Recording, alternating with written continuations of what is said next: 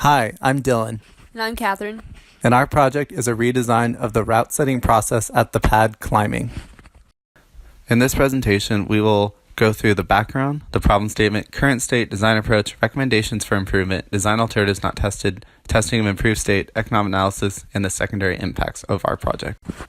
The Pad Climbing is a rock climbing gym and yoga studio in San Luis Obispo. Formerly named Slow Up Climbing, the company has been in Slow since 2002, but changed names when their new facility opened this past December. The new facility features top rope and lead climbing in addition to bouldering. In the gym, different routes are marked with colored hand and footholds, each color corresponding to a different route. The challenge for a climber is to figure out how to get to the top of the wall using only the color corresponding to the route they are climbing. Once they've solved a route, it is no longer a challenge. To keep regular climbers interested, employees change some of the routes a few times a week. The process of taking down old routes and putting up new ones is called setting. The problem is the process of setting new climbing routes is time-consuming and has long changeover times. This results in a lower available capacity, which leads to a loss of potential customers and decreased customer satisfaction. After collecting direct time study data, we determined the fixed time was 30 minutes. This is the time to bring out the ladder, holds, and other necessary equipment, and only needs to be done once regardless of how many routes you're setting.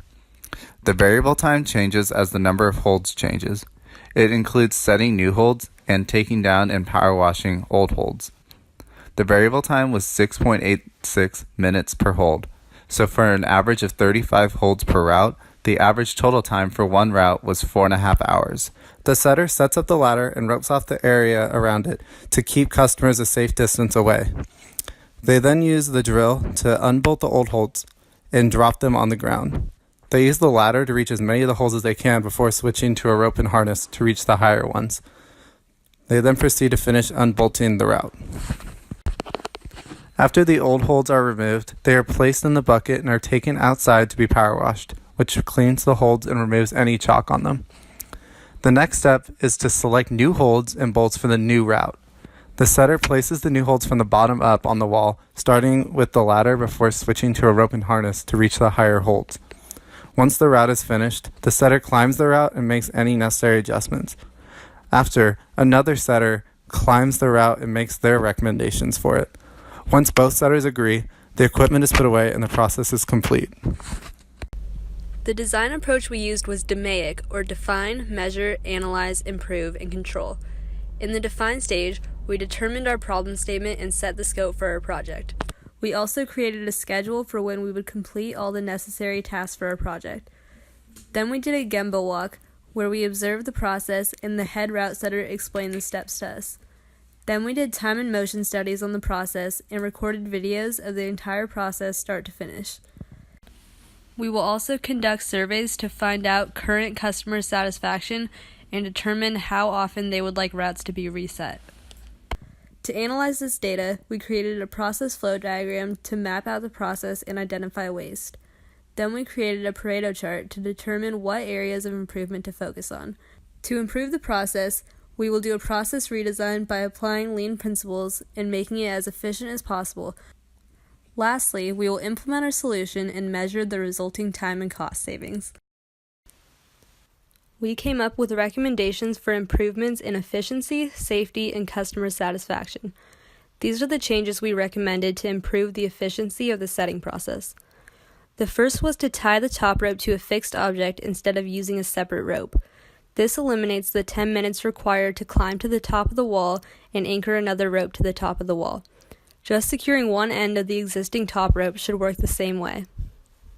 Our next recommendation was to use a bucket when taking down the old route rather than dropping them on the floor. This will reduce the safety risk of holds falling, decrease the probability of holds breaking or damaging the floor, and eliminate the time it takes for them to pick up the fallen holds and bolts. We also recommended that they invest in a second power washer. We estimate that this will cut the power washing time in half because the two setters will not have to take turns washing holds. We also recommended that they power wash the holds after they're completely done setting rather than right after they take down the old holds. This way, they can use that time to complete the new route before the gym is open for customers, and do the power washing outside of the gym after the gym opens. Another improvement is to store the equipment behind the walls in the rope area, rather than the storage closet on the other side of the gym. There is space available there, and this will save them time in setting up and putting away the equipment. We also found that the setters often will forget things like the drill or bolts and will have to go back down to get them. To prevent these errors, we recommended making a checklist of items needed for setting so they can double check that they have everything before they go up on the wall to set. After the route is set, we recommended adjusting the route as they test it instead of testing the whole thing and then making adjustments. This will save time and reduce going up and down the wall multiple times. Now we will talk about our changes involving safety and customer satisfaction. For safety, our first recommendation is to require setters to clip in on the ropes while they're on the ladder at heights greater than 15 feet. Our second is to not allow setters to set alone, as injuries can go unreported if no one else is in the gym. Our third recommendation is to use large holds towards the bottom of the routes. Since they're heavier, they can cause more damage if they fall from a higher up place on the wall. Our fourth recommendation is to replace cracked or broken holds as quickly as possible, because cracked holds can lead to injury to the customers. Now let's talk about our customer satisfaction changes. Our first one is to have a route setting board to allow members to comment on routes and allow setters to comment back. This creates a fun atmosphere where setters can get feedback on the routes they're setting, and customers are allowed to give feedback on the routes that they do. The next one is to have a consistent route setting schedule so that climbers can know in advance when new routes will be up on the wall so they can plan their visits to the pad accordingly, or they can finish the projects they're working on before that route gets taken down. Another recommendation is that when a setter is unsure of what grade a route is or what difficulty it is, grade it higher rather than lower, meaning grade it harder rather than easier. This reduces frustration from customers and builds their confidence as they think they can do a harder route than maybe they actually can, and keeps them coming back. And then lastly, place names on routes in addition to the grade, because it creates a fun community feel and makes it easier to reference the routes when discussing them. There were a couple other design alternatives that we came up with but decided not to test. One was to have 2 setters per route so that they could work together and complete the route faster. We thought this might be problematic because the setters take ownership of their routes and they like to have creative say over them. This will also require more employees setting, which would increase cost. Another idea we considered was to have setters plan routes ahead of time using software. We decided against this idea for a project because it would require expensive software and there would need to be a map of the entire gym's walls and features. Also, it would be difficult for the setters to visualize climbing moves because body position is not as intuitive on paper as it is in person. Most setters rely on testing the moves in person to decide where to put holds. Upon implementing our improvements, we redid time studies for the new route setting process. Assuming there are 35 holds per route on average, the improved fixed time is 10 minutes, and the improved variable time is 5.43 minutes per hold, which is about 190 minutes per route. And the improved total time for setting one route is 3.3 hours.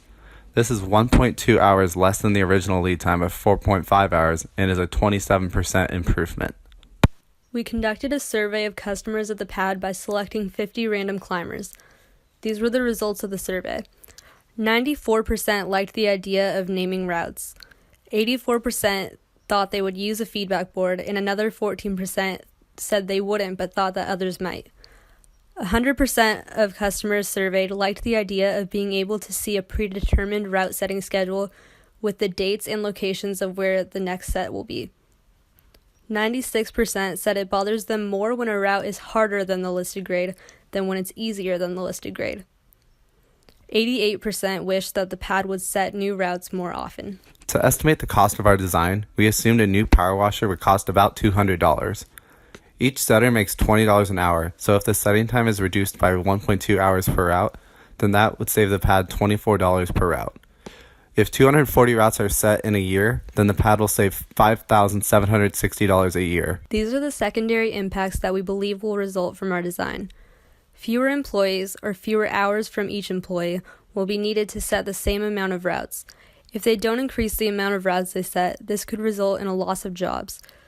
There will also be an expectation to set routes within the 3 hours before the gym opens. Currently, the setters do not feel time pressured because there's an understanding that the process takes a long time and will continue even when customers are present. If the gym owners set the expectation that setting will not happen when customers are present, there will be a lot more pressure on the employees, and this will change the culture of the company. Another impact is if they increase how often they set the routes, this will mean more holds needing to be power washed. This will require more water and energy. Lastly, the effects of increased capacity and improved customer service will result in parking being even more limited. They are already beginning to have issues with parking availability, and customers have begun parking in neighboring businesses' parking lots, resulting in many complaints from these businesses.